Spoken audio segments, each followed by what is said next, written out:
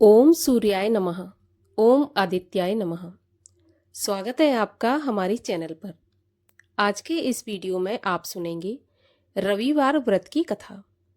तो सभी प्रकार की व्रत कथाएं सुनने के लिए और हमसे जुड़े रहने के लिए आपको हमारे चैनल को सब्सक्राइब करना है, बेल आइकन को प्रेस करना है और आज का वीडियो अच्छा लगे तो लाइक करना है और शेयर करना है। तो चलिए रविवार व्रत की कथा सुनने से पहले मार्कंडेय पुराण से ली हुई सूर्य भगवान की हम एक और कथा का श्रवण करते हैं। कथा के अनुसार एक राज्य में राज्यवर्धन नाम के राजा राज्य करते थे। उनकी पत्नी का नाम मानिनी था।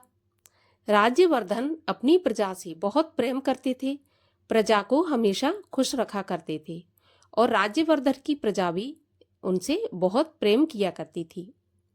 एक समय की बात है कि मानिनी राज्यवर्धन के सिर में तेल लगा रही थी। तभी उसने देखा कि राज्यवर्धन के सिर में एक सफेद बाल है। यह देखकर मानिनी रोने लगी। जब मानिनी रोई और उनका आंसू राजा के शरीर पर गिरा तो राजा ने मुड़कर देखा कि मानिनी रो रही है। तब उन्होंने अपनी रानी से पूछा कि रानी, तुम क्यों रो रही हो? लेकिन रानी ने कुछ नहीं बताया। फिर दोबारा राज्यवर्धन ने पूछा कि मानिनी, तुम रो क्यों रही हो? तब उसने कहा कि राजन, मैं इसलिए रो रही हूँ, मेरे दुख का कारण यह है कि अब आपके बाल सफेद हो गए, यही मेरे दुख का कारण है। तब राजा ने मानिनी को समझाया कि देखो मानिनी, ये संसार का नियम है। इंसान पैदा होता है, फिर बड़ा होता है, फिर वृद्धावस्था को जाता है। ये तो संसार का नियम है। अब मेरे सिर में अगर सफेद बाल है तो मेरा वन जाकर तपस्या करने का समय आ गया है और अपने पुत्र को राज्य सौंपकर मैं वन में चला जाऊंगा। ऐसा सुनकर मानिनी दुखी हो गई और जब प्रजा ने सुना तो प्रजा भी दुखी हो गई।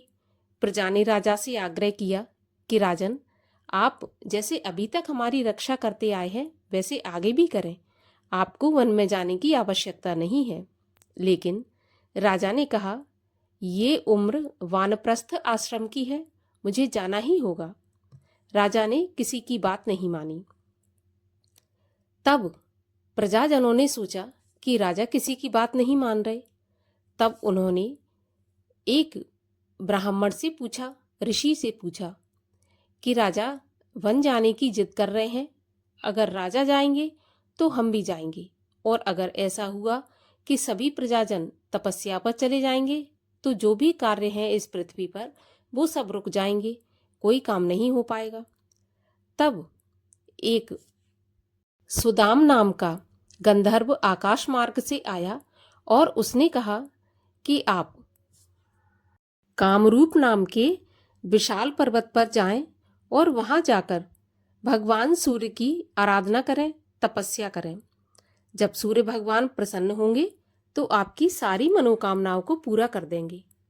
प्रजा ने जब ऐसा सुना तो प्रजा उसी पर्वत पर गई जहां पर सुदाम नाम के गंधर्व ने बताया था और वहां जाकर प्रजा तपस्या करने लगी।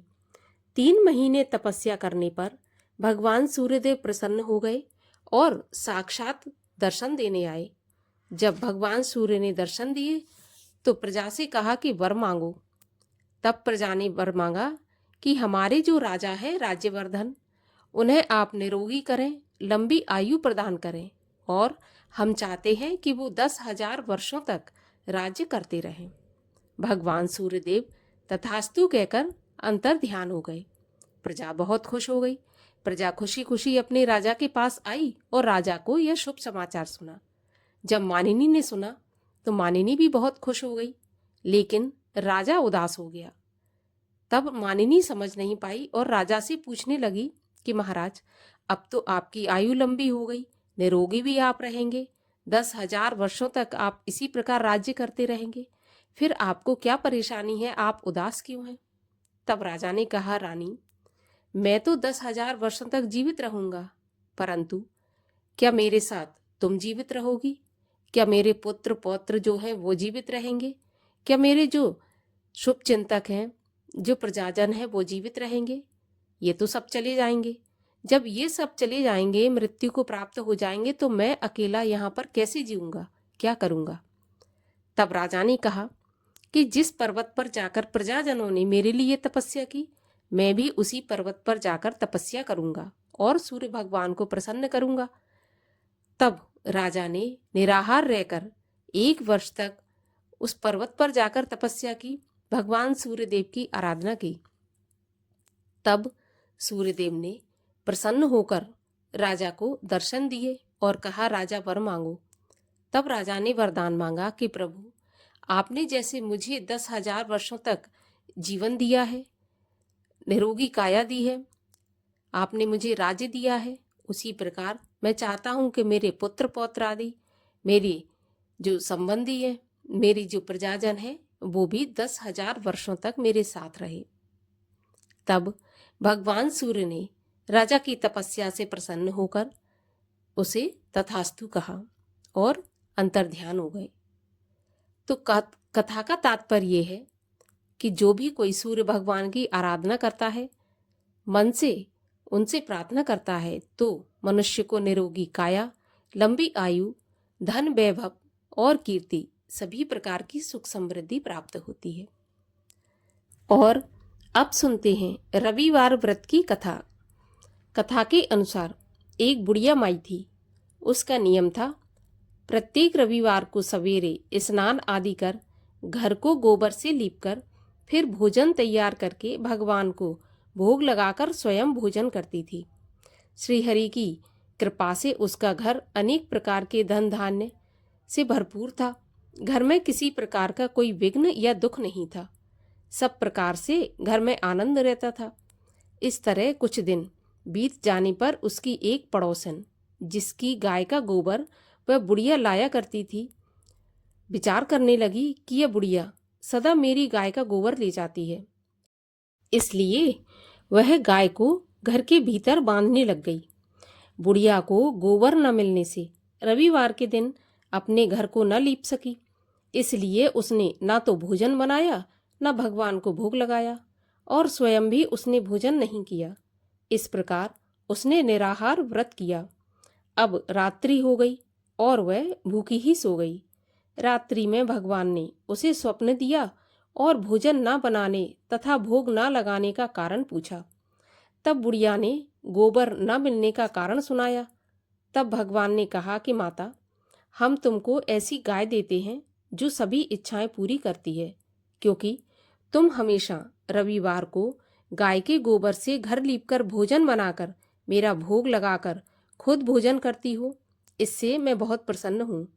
मैं निर्धन को धन और बांझ स्त्रियों को पुत्र देकर दुखों को दूर करता हूँ तथा अंत समय में मोक्ष देता हूँ। स्वप्न में ऐसा वरदान देकर भगवान अंतर्ध्यान हो गए। सुबह जब बुढ़िया की आंख खुली तो वह देखती है कि आंगन में एक बहुत सुंदर गाय और बछड़ा बंधे हैं। वह गाय और बछड़े को देखकर बहुत प्रसन्न हुई। उसको घर के बाहर बांध दिया और वहीं खाने को चारा डाल दिया। जब उसकी पड़ोसन बुढ़िया ने घर के बाहर एक अति सुंदर गाय और बछड़े को बंधा देखा तो द्वेष के कारण उसका हृदय जल उठा और उसने देखा कि गाय ने सोने का गोबर किया है, तो वह उस गाय का गोबर ले आई और अपनी गाय का गोबर उसकी जगह रख आई। वह प्रतिदिन ऐसा ही करती और सीधी सादी बुढ़िया को इसकी खबर भी नहीं होने दी। तब सर्वव्यापी ईश्वर ने सोचा कि चालाक पड़ोसन के कर्म से बुढ़िया ठगी जा रही है, तो ईश्वर ने संध्या के समय अपनी माया से बड़े जोर की आंधी चला दी। जब आंधी चली तो बुढ़िया ने आंधी के डर से अपनी गाय को घर के भीतर बांध लिया।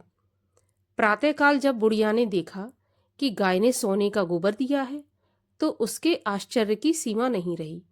अब तो वह रोज गाय को घर के भीतर बांधने लगी। उधर पड़ोसन ने देखा कि बुढ़िया गाय को घर के भीतर बांधने लगी और उसका सोने का गोबर उठाने का अब दाव नहीं चलता, तो वह ईर्ष्या से जल उठी और कुछ उपाय न देख पड़ोसन ने उस देश के राजा की सभा में जाकर कहा कि महाराज, मेरे पड़ोस में एक बुढ़िया रहती है। उसके पास ऐसी गाय है जो रोज सोने का गोबर देती है। आप उस सोने से प्रजा का पालन करिए, वह बुढ़िया इतने सोने का क्या करेगी। तब राजा ने यह बात सुन अपने दूतों को बुढ़िया के घर से गाय लाने की आज्ञा दी। बुढ़िया प्रातः ईश्वर का भोग लगाकर भोजन ग्रहण करने ही जा रही थी कि राजा के कर्मचारी गाय खोलकर ले गए। बुढ़िया काफी रोई चिल्लाई, किंतु कर्मचारियों के सामने कोई क्या कह सकता था। उस दिन बुढ़िया गाय के वियोग में भोजन नहीं कर सकी और रात भर रो रोकर ईश्वर से गाय को दोबारा पाने के लिए प्रार्थना करती रही। उधर राजा गाय को देखकर बहुत प्रसन्न हुआ, लेकिन सुबह जैसे ही वह उठा सारा महल गोबर से भरा दिखाई देने लगा। राजा यह देखकर घबरा गया। भगवान ने रात्रि में राजा को सपने में कहा कि राजा, गाय बुढ़िया को लौटाने में ही तेरा भला है। उसके रविवार के व्रत से प्रसन्न होकर मैंने उसे गाय दी थी। प्रातः होते ही राजा ने बुढ़िया को बुलाकर बहुत से धन के साथ साथ सम्मान के सहित गाय और बछड़ा लौटा दिया। उसकी पड़ोसन को बुलाकर उचित दंड दिया। इतना करने के बाद ही राजा के महल से गंदगी दूर हो गई। उसी दिन से राजा ने नगरवासियों को आदेश दिया कि राज्य की समृद्धि तथा अपनी समस्त मनोकामनाओं की पूर्ति के लिए रविवार का व्रत सभी लोग अवश्य रखें। व्रत करने से नगर के लोग सुखी जीवन व्यतीत करने लगे। कोई भी बीमारी तथा प्रकृति का प्रकोप उस नगर पर नहीं होता था। सारी प्रजा सुख से रहने लगी थी। बोलिए सूर्य भगवान की जय, आदित्य भगवान की जय।